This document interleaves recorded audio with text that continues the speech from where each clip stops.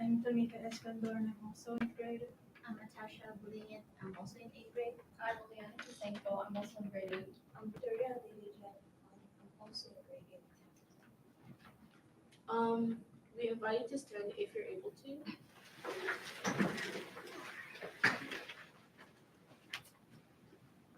And close your eyes, focus on your feet touching the ground, and imagine what it was like hundreds of years ago. What the environment would look like and the feeling of grass beneath your feet. Let us appreciate the footsteps that have marked these lands before us for taking care of the land and allowing us to call it home. We are here to acknowledge Treaty 6 territory to the north of the Red Deer River, which is the ancestral home and territory of the Nehia, commonly known as Cree, Dene, Utsutapi, commonly known as Blackfoot, Saulteaux, Nakota Sioux, as well as the Métis. We are also here to acknowledge Treaty 7 territory, which is south of the Red Deer River. This is the ancestral home and territory of the Métis Blackfoot Confederacy, Kainai, Piikani, Siksika, as well as the Tsuut'ina First Nation and Stoney Nakoda First Nation. As we stand on the lands of Treaty 6 and Treaty 7, we acknowledge the deep and difficult history that has brought us here today. These treaties were signed with the promise of respect and cooperation between the Canadian government and Indigenous peoples. But unfortunately, that promise has been broken. These lands are the traditional territories of the First Nations, Métis, and Inuit peoples, who had a deep connection to land and had lived here for generations. Despite the challenges they have faced, they continue to protect and preserve their culture and traditions. When we recognize the traditional land, it is a small act of reconciliation to show gratitude to those whose territory we reside on. Asante. Sheshe. Hi.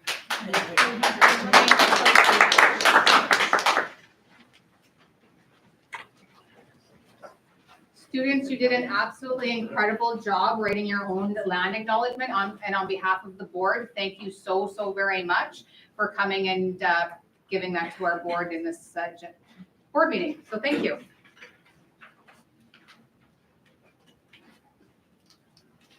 I would ask everyone to, what is going on? I'd ask everyone to stand for the singing of our national anthem, O Canada.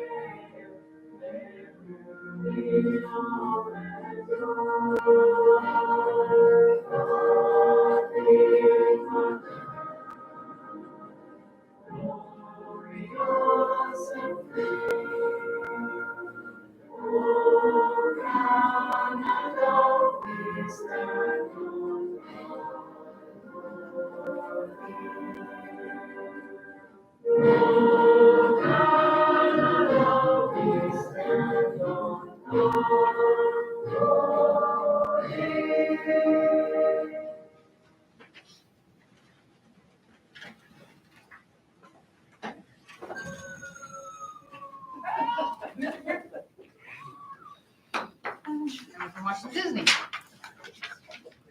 All right. In front of you, you will have the minutes from the public March 12th meeting. Are there any omissions, changes? Seeing none, I look for a motion. I would move approval. Thank you very much, Trustee Manning. All those in favor? Carried. In front of you, you will have the agenda. We have more minutes. Sorry? There's 2 more minutes. Oh, sorry. Sorry. You are right. Special board meeting. Minutes for March 12th special board meeting. Are there any omissions, changes? March 26th. March 26th, Trustee Peacock, approve accept the minutes as presented. thank you very much. All those in favor? Carried.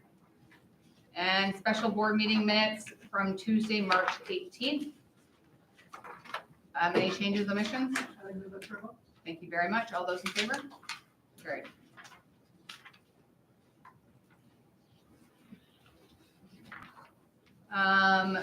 In front of you, you have the agenda. There is going to be 2 changes that I am currently aware of. We are going to move 10.4 to 10.2.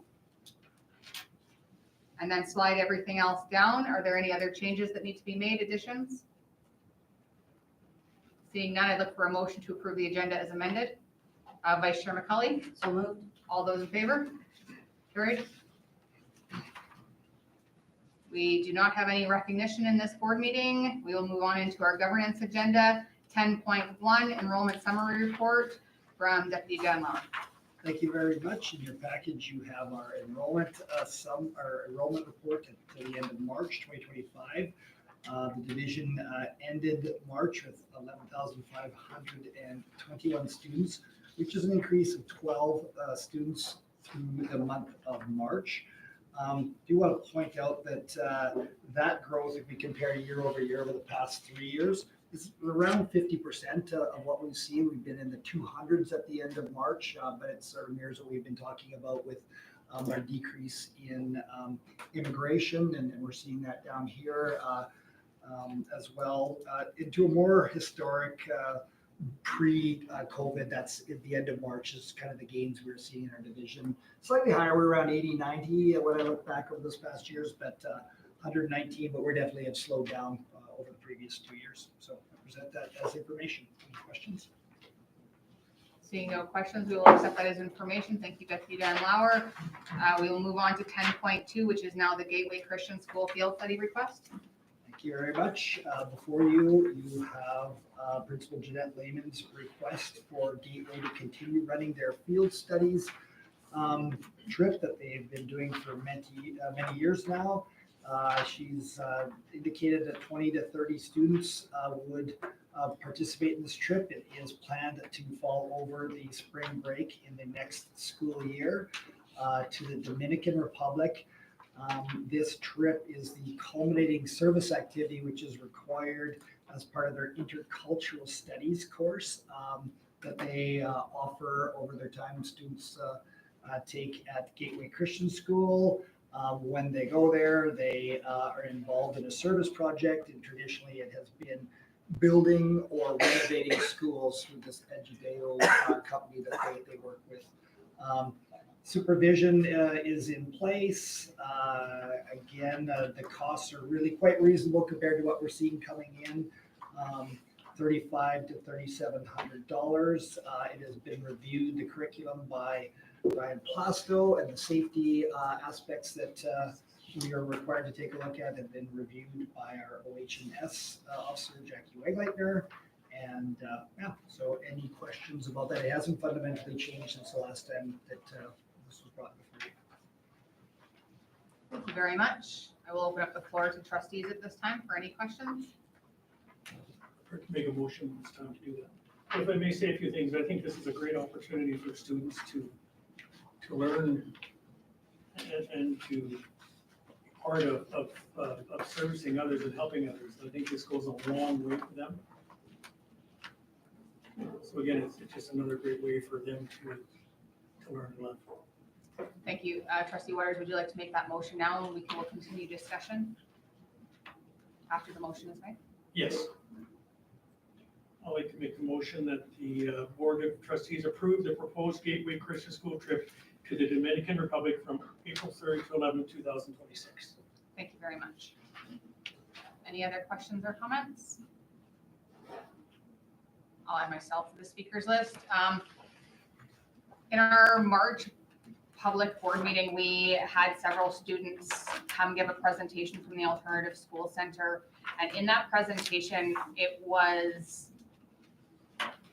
incredible to hear the impact that travel has on our students. The things that they experience with regards to building trust, leadership, the opportunity to earn credits throughout the year, and that's actually still ongoing at this time, volunteering in our community at several events, getting their CPR, first aid. They attended a Mother's Day function at one of the homes, and they've been invited back to redo that. It was incredible to hear it from the mouths of students, the impact that the field studies have.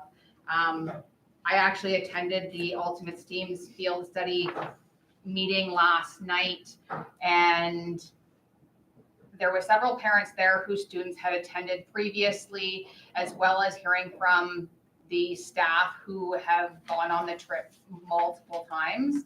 And I truly believe that while we have the opportunity to offer field studies for our students, that it is something that Red Deer Public should continue to be engaged in, because it offers a completely different perspective to students that they would not get somewhere else. So I hope that we have the opportunity to continue doing field studies, also in recognizing the work that goes into preparing a proposal for our board, meeting the admin procedure of field studies, with it being a category C. If it meets the requirements, I think as a board, we should be allowing the opportunity for our students to go, and it being a family's choice in that regard. So, Trustee Waters? Just one other thing, if I could add on to that, the one thing that really struck me about that, the individual, the young man speaking, is that was his first time on a plane. He's never been on a plane before, so that again was once in a lifetime. And I hope he gets to do it again. I see no one else. There currently is a motion on the floor. Does anyone need it reread? Seeing none, all those in favor? Opposed? Please show the minutes 6-1.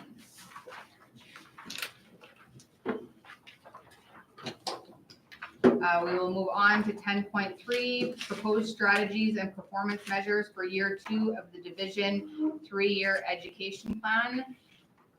Sorry? May I speak to that before we go on to this one, about what we were talking about, the trip? No. No, okay. 10.3, Associate Superintendent Ron Eberts. Thank you very much. Just as a sort of a prologue, today I'm going to be talking about the strategies and the performance measures that allows us to, once approved, that allows us to continue our planning process. And then the entire package will be brought back to you in the May board meeting. And that would be the whole education plan with the budget portion, capital plan, and everything in one very aesthetically beautiful document that Larissa and Aaron put together. So today, what I'm going to do is, I should also mention too, is that today's performance measures and strategies, you'll see is just a slight revision to what we approved last year, because last year Chad talked about that we're really focusing on the 3-year part of the 3-year education plan. And in fact, it might become a 4- and 5-year education plan, all told, as we move through the strategies and really try to implement them with a lot of fidelity and a lot of depth, as opposed to, again, as Stuart said previously, is that, it seemed like every year we were coming up with 8 or 9 or 10 new strategies, and it just seemed at the schools that we were always just on the new initiatives and not spending time on the ones that we're doing. So to begin with, if you look at the first category of student growth and achievement, and I'm just highlighting on the screen the differences from last year. With our anti-bullying program, we implemented at the K-3 levels this year, the WITS program. And as we continue with the WITS program next year, we're also rolling that now through grades 4 through 6, implementing that anti-bullying program. It's the LEADS program. And I just learned yesterday what LEADS stands for, and I do not remember, so I can't share that with you. Chat might know. Leads cohort, we will be looking at having a second group starting in the fall of 2025. Remember what it stands for? Off the top of your head? It was just, it was an acronym, Yeah. It was something that was built within Zone 4 before, and we look forward to having it again. So that is our strategy there. And then for the second strategy, dealing again with developing those partnerships with the community, looking at the trades, looking at that, getting students ready for life after school. The big change here is the work that we're doing this year at summer school.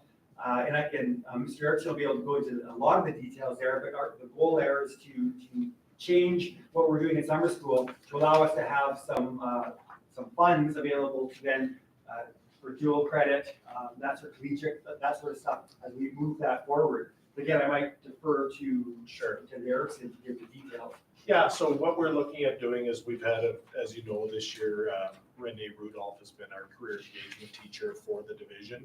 And she's been working very closely with both of our high schools and supporting RAP and work experience placements, all off-campus work. We're going to help our students continue those work experience credits by getting registered with our summer school, which would allow them to continue to generate some more credits through the hours that they're working in the summer. As you know, it's special for summer school that those credits earned during the summer add some revenue to the school division.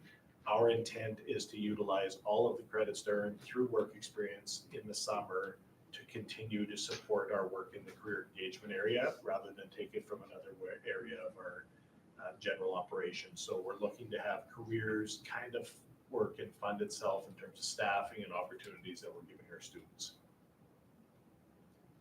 And on the measures, you'll notice there's 3 new measures. One of our strategies in the current education plan is to develop local measures for our new education plan. So we will be implementing those measures moving forward. I'm not sure if I shared this group. It's actually a dynamic survey. So we've actually opened it March 1st for all of our schools. And rather than having a survey open for a certain window, like 4 or 6 weeks, the survey will remain open for the rest of the school year until mid-June, and then we will reopen it again in mid-September, and it remains open throughout the year. So staff, students, and families can share what their satisfaction levels are throughout the year, as opposed to just one window. So in this specific area, student growth and achievement, you can see there's 3 strategies, local measures that we have data for, and we're building data right now that schools will be able to use for their current planning. So again, it's taking what used to be lag data, so they wouldn't be able to have that information to the end of the school year. Now they'll have that information immediately to that point in time, and then they'll be able to track their progress as they move forward throughout the year. Sorry, question with regards to it being a responsive survey. So say, as a parent, I go in today, and I respond to the survey. If I go and answer the same survey in May, do I redo the survey and it keeps my response from April 9th, or does it change my answers for the April 9th survey? It will add to, not replace. So it doesn't revoke what was added in, say, March or whatever you said, but it'll add in May. And we did that purposely. We could have done that. We could have made it so, because it could recognize, if you put in, for example, you'd have to have a code, but it would recognize your code if we did that, and then it would just replace the answer. But we wanted to actually see if there was growth. And if it replaced the data that was there, we wouldn't know what that line was, other than if we would have to manually export that data daily or weekly or monthly to get that snapshot. So this way, we'll be able to actually see what it looked like in March, if it goes up, if it's going down, what the trend is as the year is progressing. So then technically it would be calculated as a new survey entry. Yeah, that is correct. Okay. Thank you. Under the teaching and leading strategies for next year, the first one is staying the same. We're continuing, we're moving into year 2 of our high leverage strategy, or year 3 at the schools, or the administrators, year 2 at the schools of our high leverage strategies. But our second strategy, dealing with job embedded collaboration time for teachers, this current year we focused on the elementary level, and out of our 16 schools that offer elementary grades, we have a fairly solid job embedded collaboration model now being used. That in 25-26, we're going to be looking at rolling that to the middle and high schools. The difference will be is we were able to implement something very quickly at the elementary level. The schedule, the way that Bell schedule is working elementary is a a little bit more friendly that way. Middle school and high school, what we'll probably be doing during the course of the year is determining if a model is possible. Maybe it might be different models depending on the makeup of your school. And then the actual implementation of that job embedded time would take place during the 26-27 year, unless we had schools that are willing to make significant changes that they have to their bell schedule, which again typically doesn't happen during the year because it's very problematic for a lot of reasons. That's the strategy there, is to give our middle school and high school teachers the ability for collaboration that's job embedded, as opposed to just on staff learning days or after school. And once again, we have two new local measures that are added to our teaching and leading area that we'll be able to monitor as the year goes on. For our learning supports, the big differences from last year, this current school year, you remember we conducted an analysis of our student services area, our student learning supports area, to see, I guess, to make sure that the money is going to the areas that are most essential. Based on the review of that, the plan for 25-26 would be to then implement and start the transition process to enact those changes. And the planning for that has already started, even as recently as our admin meetings, school admin meeting on yesterday. We had administrators providing feedback on how some of those academic supports might look moving forward. So that's that strategy. And then the second one, dealing with restorative principles, restorative practices. We didn't do any of it this year, so that will be the second year that'll be our ed plan. It'll be the first year that we do some work on it in the school year. So I could have colored it blue, but it was in the ed plan last year. And then again, two local measures dealing specifically with that area on learning supports. And lastly, the area on governance, just one change, and we've already started the early work on that. The strategy itself, in easy terms, is investigating tools like division intelligence or district intelligence that I believe Deputy Superintendent Lauer shared with you just a few weeks ago, to that ability for schools to share and the school division to share a variety of measures, achievement measures, behavior measures, demographic measures, class size, things like that, through that district intelligence program.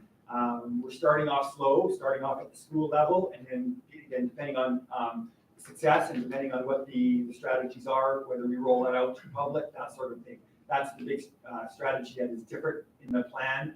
And again, we have two brand new local measures that will be able to measure data on that. And one of those measures I'll draw your attention to is the opportunities for parental involvement in schools.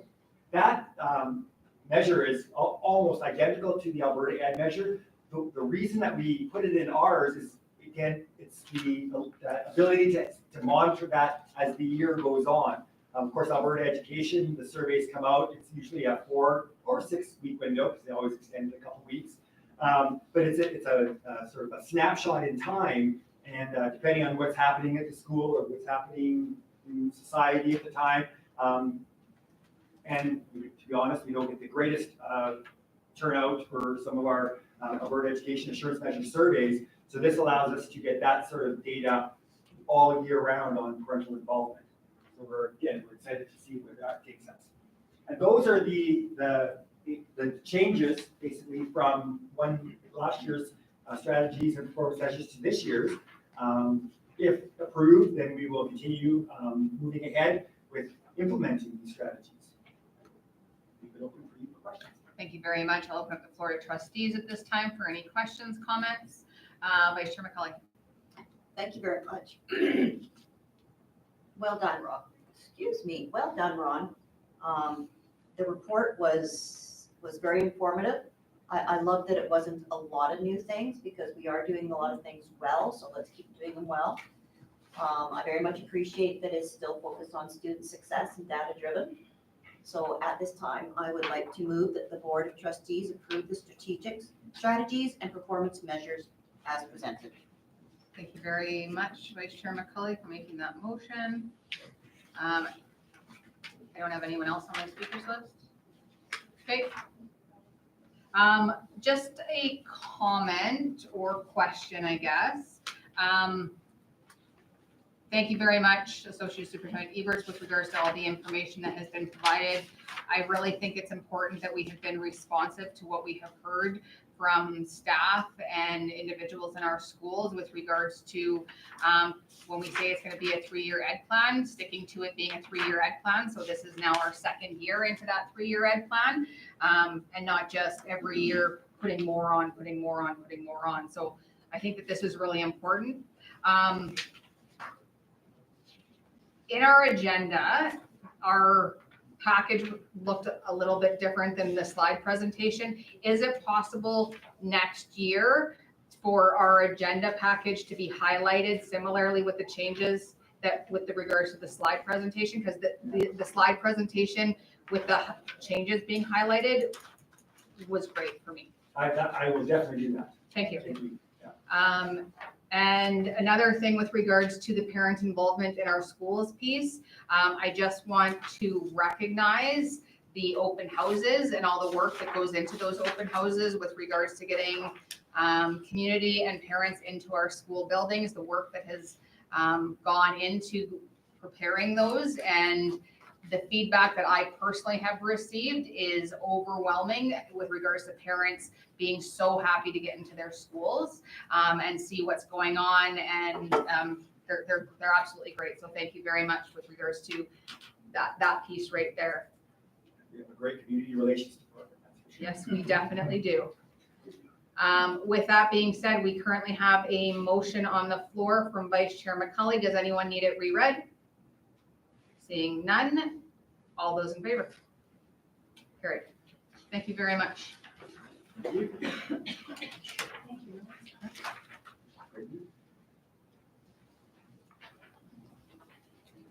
All right, we will move on in the agenda to 10.4, 2025, 2026 budget review and schedule. Corporate Secretary Treasurer, Colin Carney.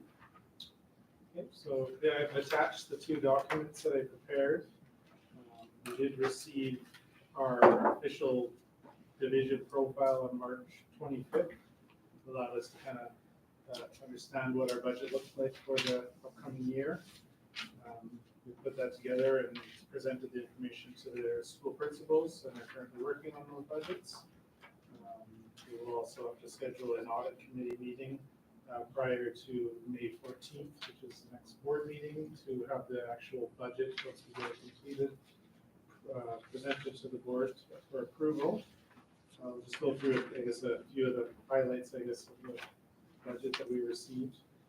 So they did change the weighted moving average from the 3-year rolling average to 2 years. And my assumption is that they'll make it just actual next year, but they'll find that out. So it's now 30% of this year and 70% projections for next year. And then the learning support grants received a 2.32% rate increase on all the different areas within the learning supports. Student transportation received 2.32% as well. Classroom complexity received a 20% increase, which sounds like a lot, but it's one of the smaller pockets of money that we received funding for. Operations and maintenance, 33% increase on all of our operations and maintenance on our buildings and cleaning. Sorry, quick question with regards to that. In the notes here, it says grant rate increase. So is that only on the grants, or is that on the entire operations and maintenance? That's on the entire operation. Okay, it just says grant, so I didn't know if it was just on grants that were applied for. Thank you. So there is one new grant. We're receiving $150,000 to address our cybersecurity needs, which we were already spending that anyways, because we've been our technology department's been working hard over the last couple of years to bring us up to speed, and I would say that we're at a pretty high level now of addressing the cyber security needs. So I guess that's a welcome addition to our funding, considering we're already spending it. And then they just brought us up to we were kind of falling behind on the SuperNets, our internet services, we were falling behind on that because we paid for it, so it just kind of brings us back up to what we're at a more break-even point. Dual credit is continuing again this year with funding for that. And then they did change the walk limit again this year for transportation. So this current year that we're in is one kilometer for kindergarten to grade 6, and then 7 to 12 is 2 kilometers. Next year it's 1.6 it's going from the 1 kilometer to 1.6 for the kindergarten to grade 6. But because we've already offered them that, they're grandfathered us for 1 year, so we will continue to offer the 1 kilometer for next year, but then we will have to convert to the 1.6 kilometers. But it does work in our favor because they are funding every student that is eligible for transportation from 1.6. So it actually works severe. We should be receiving some additional funding for next year. So that will help. I think that's it for the announcement of all the new changes to the funding. We'll just touch on our projected.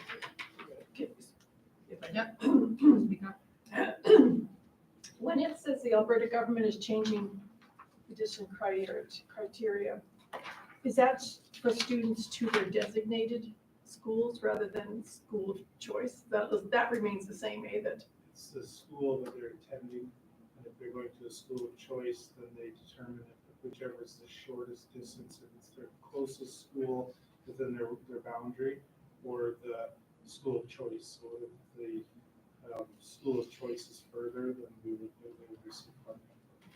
So if they were eligible to receive funding, busing funding to go to their designated school, they will get the same amount to go to their school of choice. So they're not actually considering the distance between, so. That's right, yeah. Okay. So that's new, and that was actually this current year that we're in. So this is carrying on into next year, but that's was new this current year before school of choice was not funded. So, yeah, so no matter whether you lived 3 kilometers from your designated school, if you went to a school of choice, you didn't get, okay. That's right, but now. That does work in our So favor, it yeah, does work in our good. favor. So they are Thank addressing you.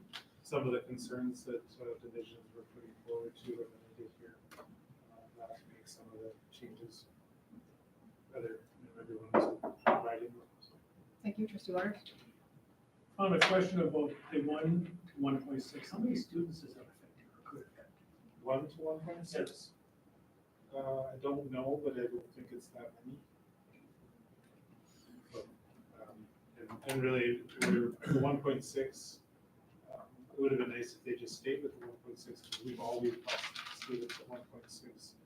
They just had to pay a fee to ride from 1.6. So this was the first year anyways. And obviously there was some schools that it affected, but I think we added three new buses this year at various schools. So it wasn't a huge change, but unfortunately next year was 2 years from now, those schools will be eligible. Thank you. On our enrollment projections, so we have been working on FTEs, so kindergarten students are half funded students, so we combine them to be the 1.0 FTE. So currently we have 10,826.5 FTE students funded, and we're projecting that that will be flat enrollment for next year, so we'll see how that goes. If it's above or below in the actual funding on the September 30th count, then they'll adjust the funding in the spring of 2026 to either provide us additional funding or remove or take some of the funding away. So hopefully we're at least at a projection. If we get any additional funding, that'll be welcome dollars to our budget. We'll adjust the budgets mostly at the schools in the fall if there's an increase or decrease in enrollment. Is there a reason why they wait so long to make that adjustment either way? I mean, you know what the numbers are going to be. Well, September 30th is kind of the frozen count, but then there's audits that are conducted up until the end of December. And then it would take them a couple months to reconcile all those amounts, and then they provide it with, usually in March. So it's just timing. And it takes them that amount of time to kind of come up with the actual adjustments because they're all formula basis. Thank you. mention, unfortunately, I had to mention this a few years on staffing costs, so our staffing costs are continuing to increase due to our benefits through KSCBP. It's less than it was the last 2 years, but we are still seeing a 4.3% increase in our premiums. It's only on 3 areas, though: extended disability, extended health, and dental care. So an average of 4.3, and also the federal government has increased the Canada Pension Plan, plus added a second Canada Pension Plan, and as well as increasing EI premiums. So it varies between the employee groups or whatever, but it's somewhere around between $770 per employee or $947. So another increase for that in that area. I just provided the standard costs, so we usually take most of the benefit costs and apply that to the standard cost for the positions that are at each school. Thank you. With regards to this being a continued conversation every year, and yes, I know that this increase is less than last year's increase, but it is still an increase nonetheless. And I think with regards to what you just said, depending on the employee group, it could be $700 to $900-ish increase. Yeah, $950. Is this a conversation that our board should be having at ASBA Zone 4 and potentially bringing forth a resolution or something? Because this is part of the equation on cost that people don't really get to hear about, right? So almost $1,000 on 1,500 staff is, right? So I guess my question is our board in favor of ultimately bringing this conversation to Zone 4 to have the conversation? Because I'm sure we're probably not the only school division that's talking about it. Trustee Waters. I think we need to do that. If you look at the last 4 years, what their average was, I mean, they're getting at 4%. And then we haven't got really how are you going to cover that, right? We have no choice, but we have to cover that. So again, they're not being realistic. They should understand what boards get. And if we have to provide more, then it's going to hurt. It's going to hurt us in the classroom. Vice Chair McCoy. Thank you for that suggestion, Chair Buchanan.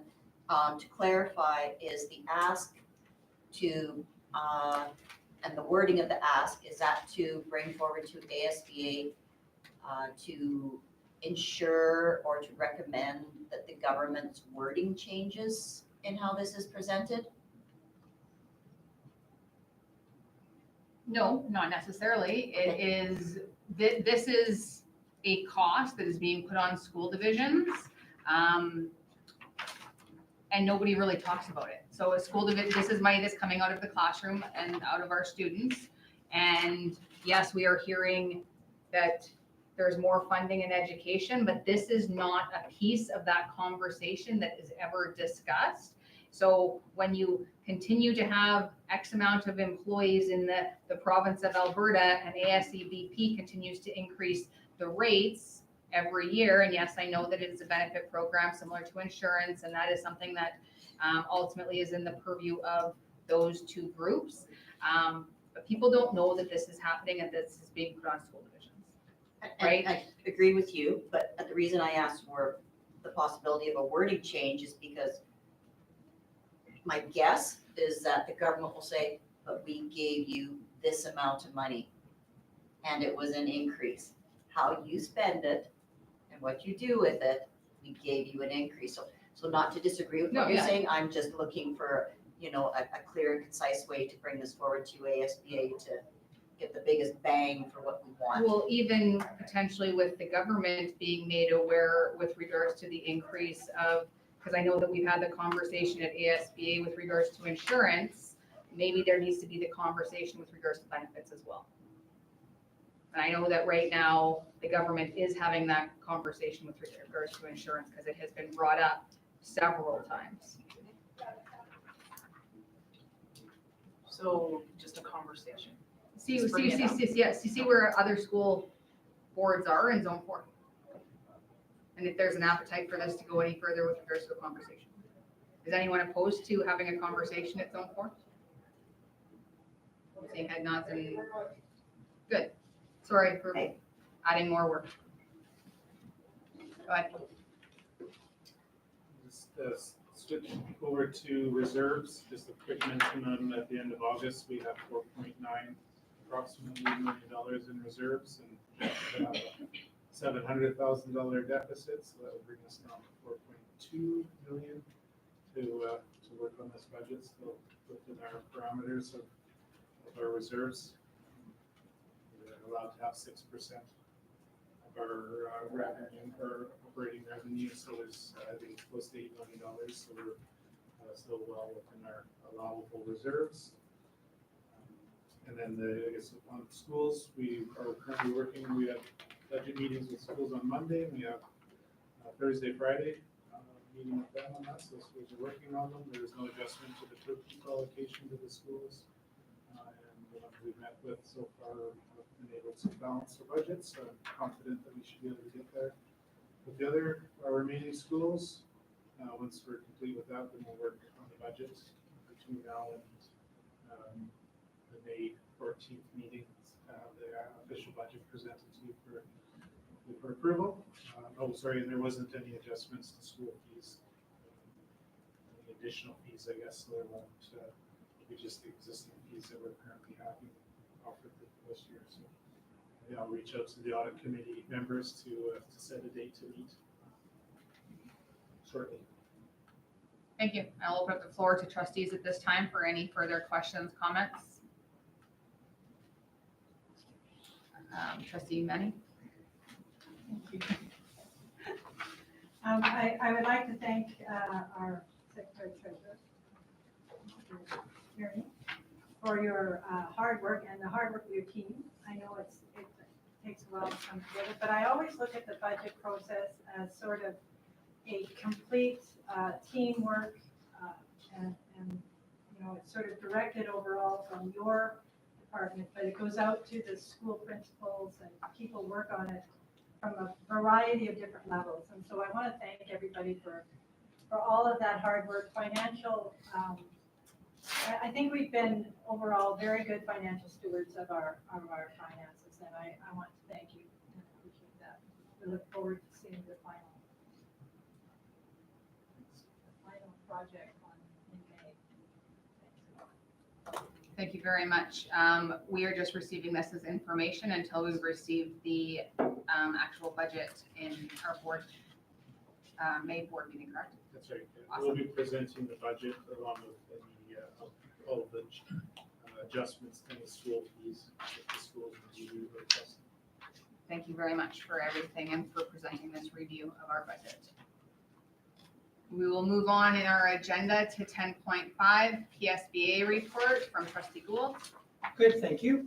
So you all received the advocate. I'm going to do a synopsis of it, but I don't think I'll bother because we leave today for PSPC for the rest of the week. So next month I'll have more to report from there. But as you know, we're co-hosting the August PSPC meeting. So today I'd like to focus on a discussion around our part of that and how we come to the decisions about it. Because next Tuesday in the morning, we're having a planning meeting, a Zoom planning meeting with Wolf Creek and with PSBA and ourselves. So there are some things that we need to at least make recommendations to PSBA about, and they'll follow up with phone calls and getting the information and stuff. So on the Wednesday, August 6th, we have dinner that night, which is sort of the big opening deal. And my understanding is traditionally it's like a barbecue, usually outside in the field or something. I've only been to one, which was last year when we were in Grand Prairie, and we went to the Dinosaur Museum, and then a local restaurant catered to us. So I'm hearing that there are some, if it's going to be outdoors, I've got a variety of maybe 5 places we might do it in, 5 different parks, and then we can look at, I mean, if I'm thinking correctly, we'll maybe choose a park, get a sense of where we might like to have it, and then look at caterers. So I think we have to come up with some recommendations for them next week. And whether we want to finish today's meeting and be pretty clear on it, or just have a sense of what we can ask them about. So I was thinking, and on this chart that we've got in the spreadsheet from PSBAA, they're talking about Heritage Ranch, and when I had a quick chat with Chair Buchanan and Superintendent Erickson before the meeting, they were saying that, well, if we use Heritage Ranch, then it's in that field out front, and then we'd have to get sort of a caterer. Then I began to think, okay, if we're thinking parks and outdoor spaces, then I was at an event last year, and Kerrywood Nature Center has a really nice park that's right outside of it. And then you've got areas you can walk the trails, I'm assuming, but I don't know, we'd have to see what the story is. I thought of Rotary Park, Heritage Park right downtown, which is kind of cool, to have them come. There's an ample space for a barbecue in that center, and then you see the historic buildings. I mean, they're not gonna be open at that time of the day. But we could see, I've got some pull with the Loftus, and we might be able to have a special Wednesday evening when the Loftus is open. So I don't know, so that could be a possibility. And then I once did a birthday party at Mackenzie Trails, which is kind of really cool. They've got those covered areas at the end, and there's lots of room.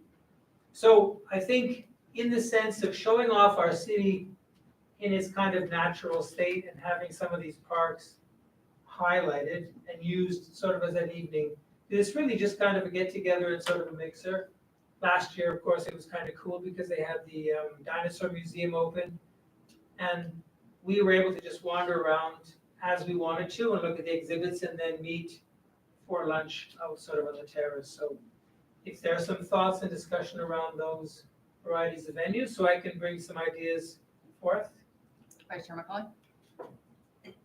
Love that you want to showcase what we have here. What does concern me though is all these are outside venues. What's the plan B for weather? They always do it outside. On the Wednesday night, and they don't take that into consideration. So I think with some of the places that you referenced that have, like your Rotary Park, that have those outdoor shelters, I think would probably be a good conversation, because then if the weather does go south, you could find shelter. Yeah, if we need to, because I knew around on what happens for that, and so if they don't take weather into consideration, well, then they're brave Albertans. I'm not done. Oh, sorry. Sorry. And great that they haven't in the past, but we're hosting it now. And I'm not comfortable not having some kind of, well, no, there's some place that has coverage, right? And so some of these places, maybe we could rent a tent, like just to, like, I don't want to wait till the day before and try to figure out what's going to happen. And how many people are we thinking will be there? 60, 50, 60, 70 maybe? 40 to 50 usually. Yeah, well, if most of us are going as well, as a Yeah. change, that's another 5 people from 2 that are the regular. So that's my only concern, only because this is a half Red Deer public thing, and Yeah. gosh darn, what if this is the one year that it rains the whole time, and you put your blood, sweat, and tears into organizing this in camp and catering it, and it rains. Might even snow, you never know. Well, we're into it. Each division is paying $600, and that's our only cost, and then PSBA picks up the rest. So if we talk to them about it, because they, like we, are anxious to make sure that it's planned and organized and they can do things far enough in advance. So if we say, what about the idea of being in a place where we make sure we can get some kind of a tent and a marquee that's going to give us space? Because I know Mackenzie Trails has quite a large, not big enough for the 50, but then if you've got that plus an outdoor tent, that might work. So, I mean, I'm pretty open, and I'm not emotionally attached to and owning any of it per se as myself. So I'm clear and easy if we say, look, why don't we take a look at that as a variety of different places. Because I'm also certain that if you're going to do anything on, city or county land, you have to get a hold of them first as well to see, can we have it there, and what can we do while we're there? And I think my understanding, and I might be wrong, you can correct me if I'm wrong, but we'll give the names and numbers and suggestions to PSBAA, and then they phone and line it up. So we say, look, here are caterers we're looking at, we're wanting to make sure there's a tent or whatever, because they're not saying, it's not high school and we're going up and blowing up all the balloons and planning everything ourselves. We're just sort of advising and saying, this is what we like Red Deer's portion to be for these 3 events that we're doing, so. That's my 2 bits. Thank you, Trustee Waters. 2 questions. Can we use our own caterers? We're not available during the summertime. Okay. And the second one is, the Rotary Park has shelters. But again, being that it's city, I'm not sure that you could even get a permit to do that. I mean, how are they gonna prevent people from going there? Oh, you mean like booking, whether or not we can book it and then say that it's. Yeah. I don't know, you'd have to find out with the cities just to make sure. But the There's Rotary Park, the city bookings for their structures like that. because I know that it'd be pretty tough to try to do that if it's public. Take over some 8-year-old's birthday party. Yeah, right. And we don't run up to the hill and slide down them, right? There's also all the community. Yeah, I was about to say, what's the possibility of a community center, because that's indoors and it's attached to often schools and parks. Yeah. It's not like totally terrible. So the Loftus House and the Pioneer, Community Center Oh, right, Lodge are close. very close together, right across the street. Yeah, yeah. Okay, you got lots to think about. I know the YMCA is also, the YMCA at the north end, Is, they rent it out, like you can, oh, really? and that's right next to Glendale School, and there's outdoor stuff Right, around there yeah. as well, so Okay. I mean, I just thought. Trustee Waters? Eastwood Oh, I States wash them has access, a yeah. barbecue outside and there's also a kitchen. And they hold about 80 people. Where's So Eastwood States. Yeah, their place there is quite nice. So it's just something to think about too. Outside or inside, you can not worry about it. It's like planning a wedding, now you have everybody's input. Well, yeah, I guess if we come up with 2, Seating plan next. Yeah. what's that? Seating plans next. Colors of the flowers. Yeah, I think one of the reasons why they chose or are currently looking at Heritage Ranch right now, the Alberta Sports Hall of Fame is right there, as well as Heritage Ranch. It's right off the highway with regards to when people are coming into town. And it's also close to the accommodations of where everyone will be staying. So I think that was Yes, not probably bad. why they leaned in that direction. But we'll certainly have the conversation in that meeting on Tuesday. Where are the accommodations? Ranger Resort Casino. So we can even ask them on Tuesday, you know, if we're looking at a marquee and we want to have some outdoor coverage, how might that work and what that might look like? Okay. So we're kind of loose. In other words, we're not really going with suggestion of a few places, is that right? Okay. Because they say, of course, that they don't know Red Deer, so they want to leave it to us. To kind of, you know, lead the way. See how well we do that. Well, I would think you'd need to give them 2 or 3 suggestions, because they need to see. Right now, are they available. currently have come forth with Heritage Ranch. Oh, they have, okay, because see if it's available, I think it'd be a nice location. They probably already have reached out, I would Oh. suspect, for them to be putting it on the list, but we'll have that conversation. On Tuesday morning, yeah. And then I guess it's a matter of getting a sense of caterers. I talked to the people at the museum and they gave me 3 names for caterers. And I think, Chad, you and Nicole, you also said you had some thoughts around caterers. So does anybody have kind of a preference or mind if on Tuesday when we're talking, a couple of names are floated and we send them off? I mean, how much are we concerned in that sense as a collective and rather just? Okay. Now, I think PSBA usually does their due diligence with regards to contacting caterers to make sure that those that have dietary restrictions are met and all the things are, cost obviously being another question that they, Well, the thing is, we'll be at PSPC for the next few days, so the same players are there. And if there are informal conversations and questions to be had, so that then we're a little more prepared for Tuesday's conversation, we know a little more what we need to be focusing on and the holes that we need to plug. So, yeah. Other than that, that's my report. And so next month. The there- dates of the August PSBC is, Yeah, it's the 5th, 6th, 7th, and 8th of August.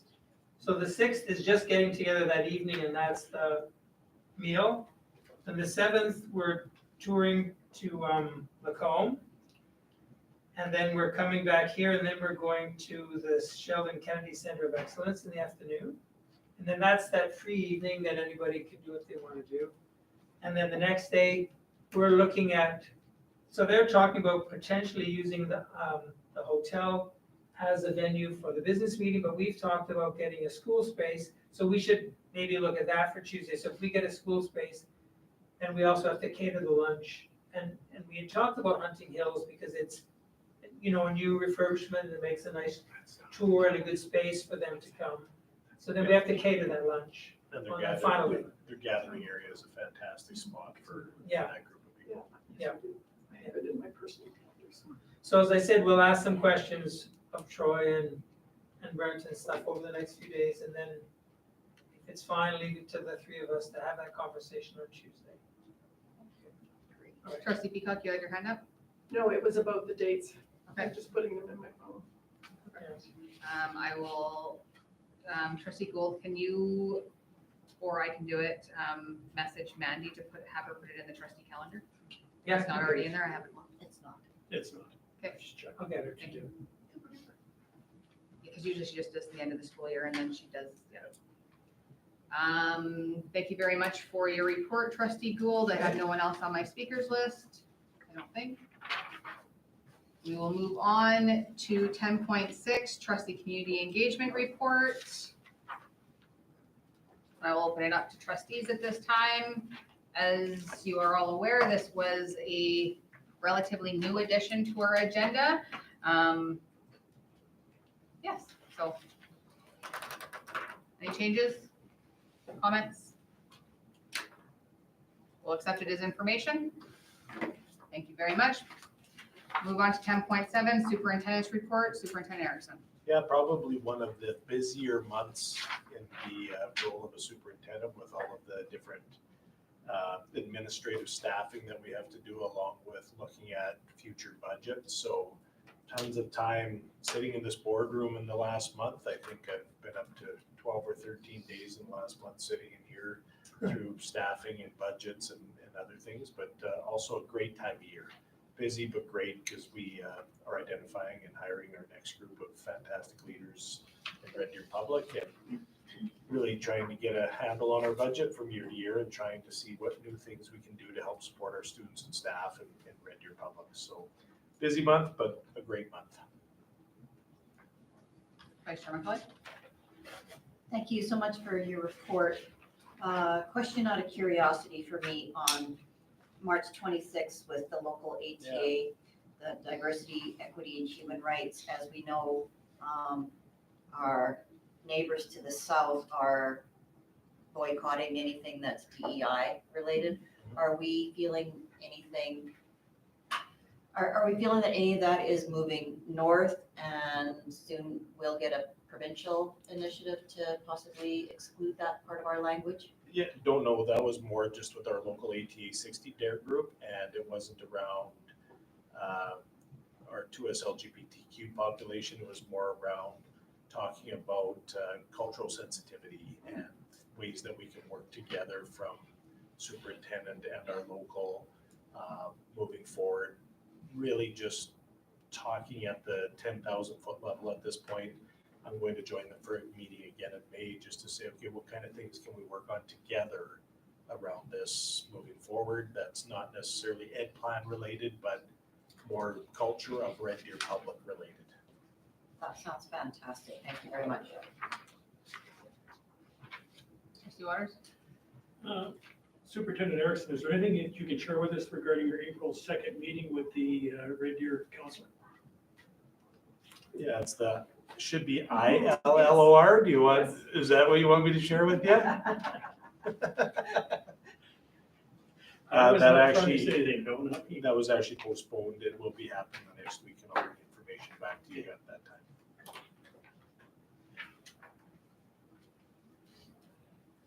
Perfect. We will receive the superintendent's report as information. Next on our agenda is board chair's report 10.8. I don't have anything publicly to report because I put all my stuff now in the trustee community engagement report. So yeah, there's that. And there is no correspondence on this board meeting. So we will do celebrations. I can't remember where I went. Trustee Summers, you will start with celebrations. I will celebrate an upcoming event at Lindsay. Well, I'll be taking others then. I can do that. Yeah, you can do whatever you want. An upcoming event at Lindsay Thurber for the One Acts on Friday evening and Saturday afternoon. Thank you very much. Trustee Beakoff. Yeah, I went to my first for this year open house, which has been mentioned, but there was a really big turnout. It was at, yesterday was at West Park Middle. Frankly, I wasn't expecting that many people, so it was great to see so many people. And then I have 2 more tomorrow night, so I get to be at 2 schools tomorrow, so that'd be great. Thank you. I write them down so then I don't say it again. Trustee Waters. I didn't want to go out of, out of line or anything. I attended the first spelling bee at Gateway Christian School, and I thought that was quite something. And, the kids up there, they're cheering for each other. And again, that was just amazing to see that. And they had 190 words, and they went through that like just crazy. Then they had to come out with another list. They had no idea to study. So it was amazing to see what these kids could do. I'd like to see that even go beyond that. Somehow we're able to get a district-wide, that'd be nice. Thank you very much. Erin? I would like to celebrate a Cree author that is from Winnipeg who's making his rounds to our grade 6 classes in the division. His name is David A. Robertson, and the grade 6 students read one of his books called The Barren Grounds. So he's just doing a presentation and meeting with them, and that is courtesy of our foundation. Thank you. I thought I read that last year, actually.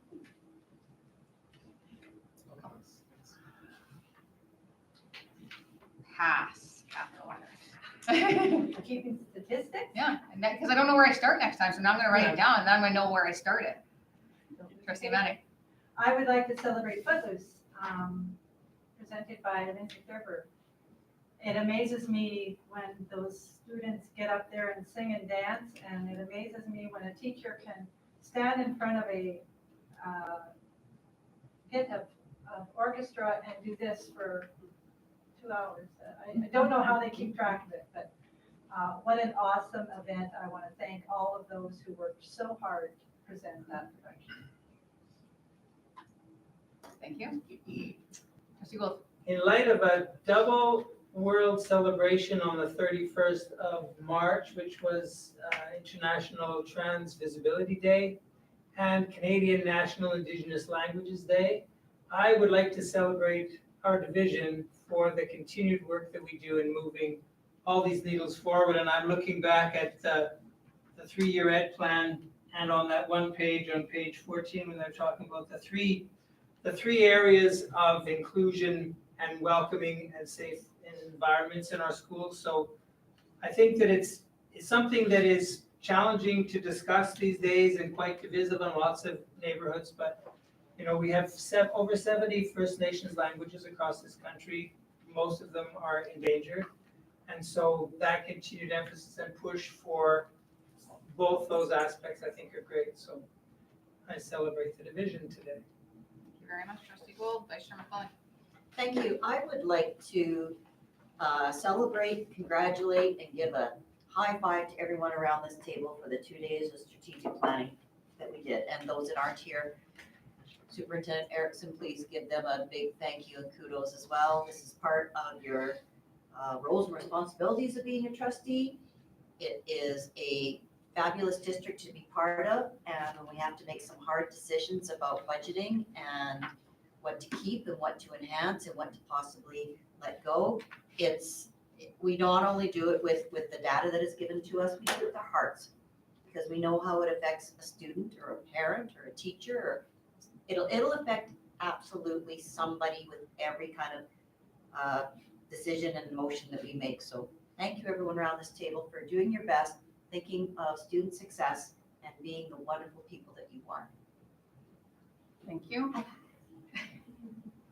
I would like to celebrate the Staff Learning Day on Friday, April 4th. Several trustees had an opportunity to attend the Meet and Mingle, which was about half an hour in length.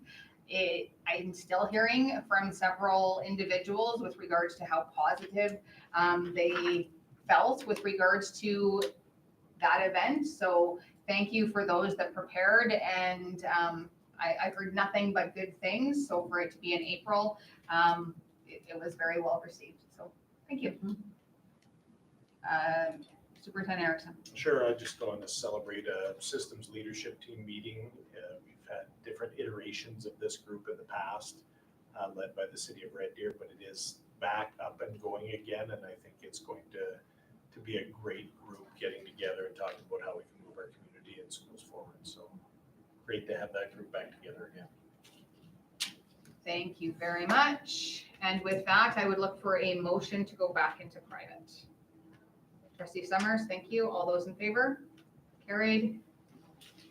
The time is 10 after 2. We will have a quick bio break and resume when we get back. Well, did you say who you met with this council? Bruce, no, he said it's postponed.